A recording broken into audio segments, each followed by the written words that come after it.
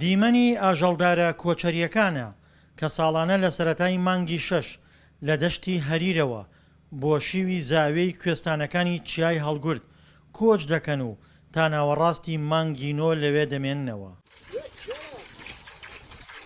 ئەوان لەگەڵ گەیشتنیان بە کوێستانەکان خێوەت و ڕەشماڵ هەڵدەدەن و جێگە بۆ گەشتە سێمانگیەکەیان دروست دەکەن.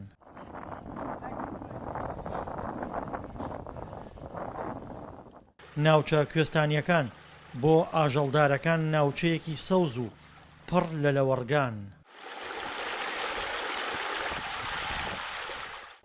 پێشانە مەدەهاتین تقریبان 7 ڕۆژن پێ ئەچوونە تا لە جێی خۆ داهاتینە ئێرانە بزەبت ئەو شتانەی بە 7 ڕۆژی داهاتین ئەجاوچیانن ئەبڕین برێن لە بەنی هەریری ڕادەست پێ بکە بە بەنی هەریری و بە بێجان و بە هەندرێن و منتیقەی بەرزێوەی و شێرکاوە و بەردەبووک و ئەوانن هەموو ئەبڕین هەتا داتینە دۆری شوێزایە 7 ڕۆژن پێ ئەچوون.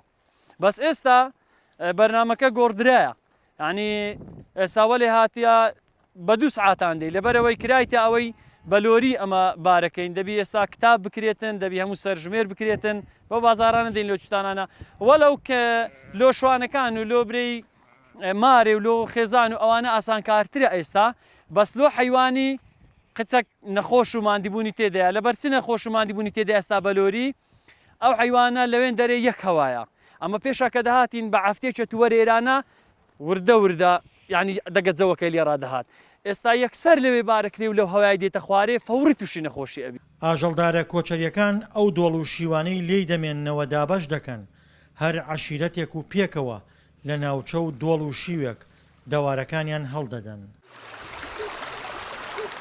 ئەوان لە نێو دەوار و ڕەشماڵەکاندا ژیانێکی سادە بەڕێ دەکەن. بەریارێوە هەر کەسەکە و شوێنی خۆمانەیە ئەمە دێنێ لەو خزمان لەسنە ئەو دی و هەر کەسە گەستە ڕێو شوێنی خۆی ناوە لە جێ و ڕێمانەوەیە ڕشمارە و خێمێ و ئەو شتانێ ئەمە وەکو کۆچەریە. ناوچە کوێستانیەکان سەوز و کەشوهەوایەکی ساردیان هەیە ئاوی سازگار هێندەی تر دیمەنی ناوچەکەی ڕازاندۆتەوە. لەم وەرزی هاوینەدا هێشتا شاخەکان بەفریان پێوەیە.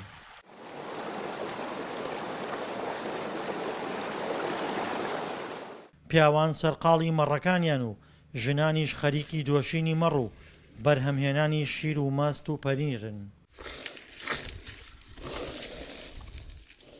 دەکەنە پەنیر و مەشکە و کەشکە و بەڕۆژ و ئەو شتانە هەر دەگنێتە ماجە سنجی دەیفرۆشنی پەنیرەکە ژاژەکەش دەبینە بەڕاد. ژیانی ئاژەڵدارە کۆچەریەکان گەرچی بەڕووکەش ژیانێکی پڕ لە گەشت و گوزارە.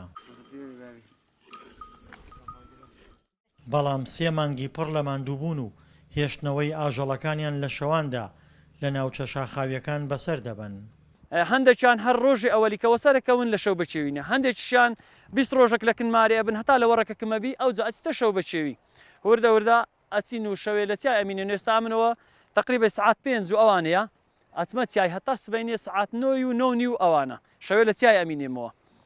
هەندێکیشانە هەر لەسەر مارێبی حیوانیان هەتا پایزێ بارەکەن زۆر احتیاجێ بزنیان هەیە بەس مەڕ زیاتر دەبی عەزی لە تیایە و بچیتر لەبەرەوەی شەو بەچێو ئەتو کە ئەچی دەبی یەکەم جار 2 نەفەربی بە نەفەرێکی ناکرێ لەبەرەوەی ئەو شاخانە دەعبای هەیە نەخۆشی تێدایە ئەها شوانێک بەتەنێ بیتن تووشی نەخۆشی و تووشی شتێک ببیتن خوا نەخواستا ئەگەر 2 نەفەر بن زۆر خۆشتر و باشترە ئەوجا ئەمە شەوێ 2 نەفەرین یەک دواشوانی پێێرن یەک سەرشوانی پێێرن.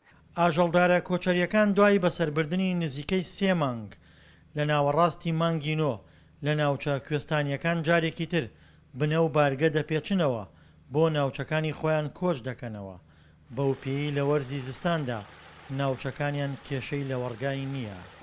دڵشاد ئەنوەر دەنگی ئەمریکا ناوچەی حاجی ئۆمەران.